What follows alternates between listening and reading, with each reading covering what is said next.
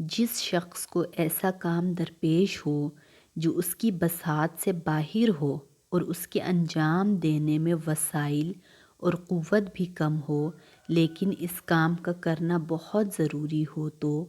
ایسے میں اس پر لازم ہے کہ وہ ہر روز صبح کی نماز کے بعد اس میں مبارک یا مقتدرو 1000 مرتبہ پڑھا کرے۔ انشاءاللہ اس کام کے ہونے کی قوت، طاقت اور وسائل غیب سے پیدا ہو جائیں گے